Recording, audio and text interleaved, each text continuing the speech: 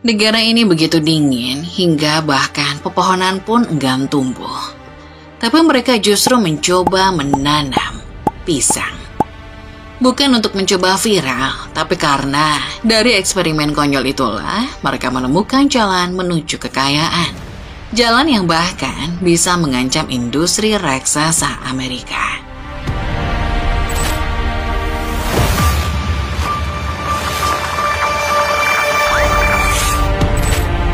Di peta, Islandia tampak seperti seonggok es mengambang di tengah lautan Atlantik.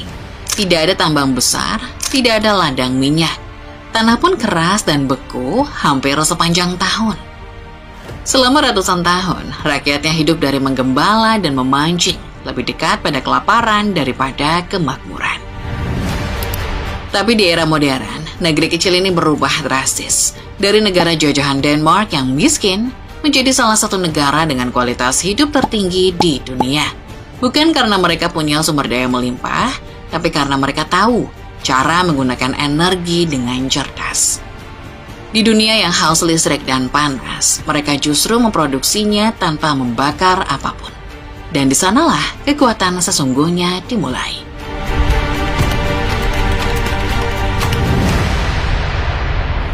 Selama ratusan tahun, Islandia adalah ujung dunia yang terlupakan.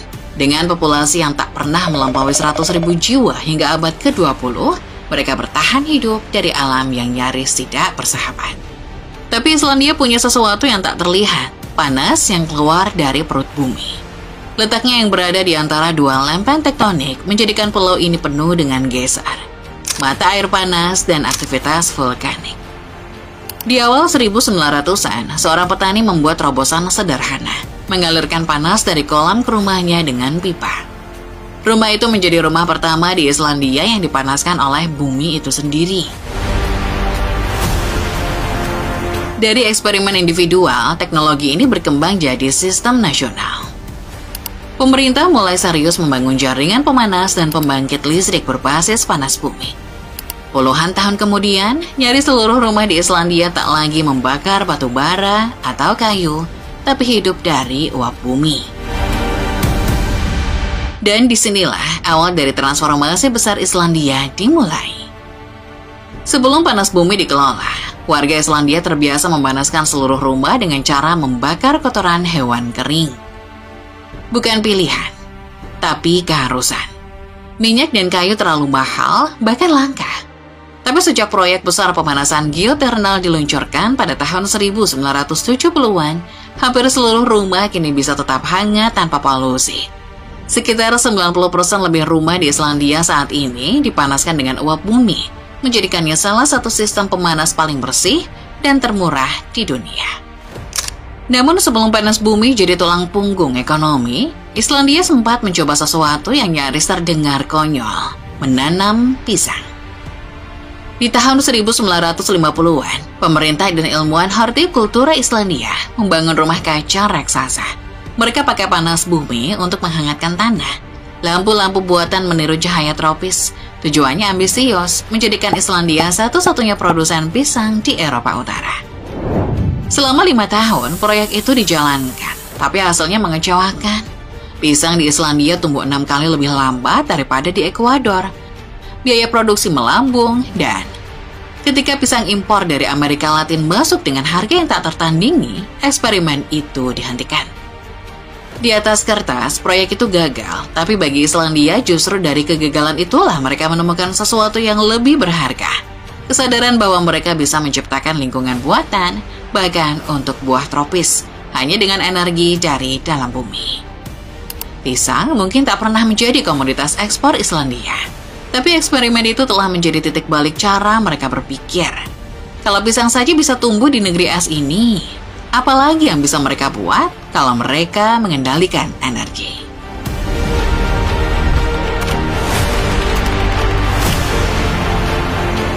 Kalau pisang saja bisa tumbuh di negeri es ini, apalagi yang bisa mereka buat kalau mereka mengendalikan energi. Dan jawabannya tak butuh waktu lama. Islandia sadar kekayaan mereka bukan terletak di atas tanah, tapi di daya listrik yang tak bisa dihabiskan. Masalahnya, listrik tak bisa diekspor begitu saja. Maka mereka melakukan sesuatu yang radikal. mengubah listrik jadi logam. Islandia tak bisa mengirim listriknya ke luar negeri. Tak ada kabel raksasa yang bisa menyalurkan energi dari dalam bumi ke benua lain. Tapi, mereka menemukan cara yang lebih cerdas, mengubah listrik jadi logam. Aluminium bukan logam biasa, dibutuhkan energi dalam jumlah masif untuk melebur biji bauksit menjadi aluminium murni. Lebih dari 14.000 kWh hanya untuk 1 ton, setara dengan pemakaian listrik satu rumah tangga selama berbulan-bulan. Dan disinilah Islandia melihat peluang. Mereka tawarkan listrik bersih dan murah ke dunia, tapi bukan dalam bentuk kabel, melainkan pabrik. Pabrik pertama berdiri tahun 1969. Didirikan oleh perusahaan Swiss Aluces, yang sekarang Rio Tinto. Lalu datang dua raksasa Amerika, Century Aluminium pada tahun 1998 dan Alcoa pada tahun 2007. Ketiganya kini menyerap lebih dari 70% listrik Islandia. Tapi pemerintah tidak menyesal karena pabrik-pabrik ini menyumbang devisa nyaris setara dengan seluruh industri pariwisata mereka. Biaya produksi aluminium di Islandia sekitar 30% lebih murah daripada di Amerika Serikat. Bukan karena gaji lebih rendah, tapi karena listrik yang jadi faktor produksi terbesar sangat murah dan stabil. Bahkan setelah biaya pengiriman dan upah ditambahkan, Islandia tetap menang. Namun, di balik keuntungan besar itu, ada konsekuensi. Lebih dari separuh listrik Islandia tidak digunakan untuk rakyatnya, tapi untuk peleburan logam asing. Islandia pun semacam negara outsourcing energi. Mereka tidak ekspor barang tambang, tapi mengekspor hasil dari listriknya dalam bentuk logam yang mengilap dan cuan yang mengalir ke kas negara. Tapi, yang paling dirasakan rakyat Islandia bukan sekedar ekspor logam. Harga listrik di Islandia termasuk yang termurah di dunia, bahkan setelah krisis energi global. Tagihan bulanan rumah tangga jatuh di bawah rata-rata Eropa. Kolam renang air panas jadi fasilitas umum, trotoar jalan bisa dicairkan saljunya secara otomatis di musim dingin. Bahkan, rumah-rumah biasa kini dilengkapi sistem pemanas air dan ruangan tanpa ketergantungan bahan bakar impor. Energi murah bukan hanya soal industri, tapi tentang hidup yang lebih nyaman, bersih, dan sehat.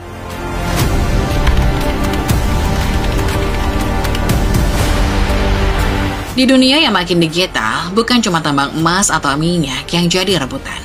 Data kini jadi aset paling berharga. Dan disinilah Islandia kembali unjuk gigi. Bukan dengan jumlah penduduk atau kekuatan militer, tapi dengan udara dingin dan listrik murah. Saat negara-negara lain mengeluarkan miliaran dolar hanya untuk mendinginkan server, Islandia tinggal buka jendela. Suhu musim panas yang hanya 10-12 derajat membuat Islandia tak butuh AC raksasa untuk menjaga suhu ruangan server tetap stabil. Tak hanya hemat energi, tapi juga lebih ramah lingkungan. Tambahkan listrik bersih dari panas bumi dan air terjun, dan Islandia pun berubah menjadi surga bagi pusat data. Perusahaan-perusahaan besar mulai berdatangan. BMW menggunakan fasilitas Islandia untuk melakukan simulasi uji tabrak. Beberapa startup AI dan blockchain ikut masuk, memindahkan server mereka dari Inggris dan Jerman ke utara yang beku ini. Biaya operasional sekitar 80% lebih murah dibandingkan Inggris, bahkan dengan ongkos ekspor data dan tenaga kerja yang lebih tinggi. Dan bonusnya, jejak karbon nyaris nol. Saat ini, ada 3 pusat data besar yang aktif di Islandia.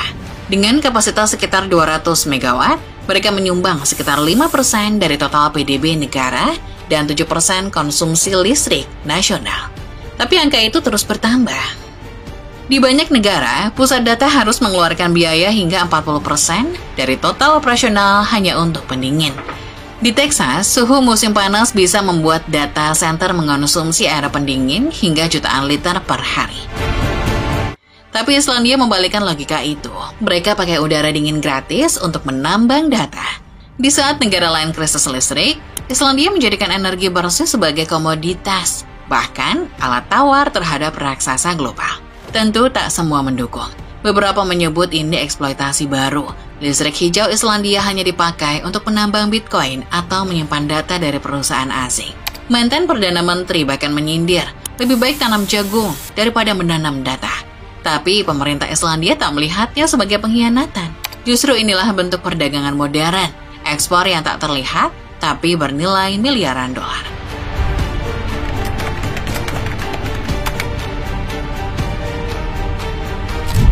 Islandia tahu, mereka tidak bisa bersaing dalam jumlah. Bukan seperti Amerika dengan populasinya yang ratusan juta, bukan pula seperti Cina dengan pabrik-pabrik raksasanya. Bahkan, luas tanah pun kalah dari provinsi kecil di Indonesia. Tapi mereka tak butuh itu semua, karena Islandia memilih jalur lain, menjadi tak tergantikan di titik-titik sempit strategi dunia, baik dalam logistik industri maupun energi digital. Mereka tidak bisa ekspor listrik lewat kabel, tapi mereka bisa mengundang industri paling haus energi untuk datang ke tanah mereka. Mereka tak bisa menanam pisang dengan efisien, tapi mereka bisa menghasilkan aluminium lebih murah dari siapapun. Mereka tak punya tenaga kerja murah, tapi bisa membuat Google dan BMW betah menyewa server di negeri salju. Inilah definisi baru kekuatan nasional, bukan lagi soal pasukan, senjata, atau tambang. Tapi soal posisi dan kecerdasan dalam mengelola sumber daya yang dimiliki, bukan yang diinginkan. Islandia tidak mencoba menaklukkan dunia, tapi mereka membuat dunia datang dan membayar. Di atas kertas, mereka mungkin hanya titik kecil di Atlantik. Tapi di balik uap geser dan udara dinginnya, Islandia menyimpan pesan yang jauh lebih besar. Bahwa negara kecil pun bisa memainkan permainan besar asal tahu cara memainkan kartunya.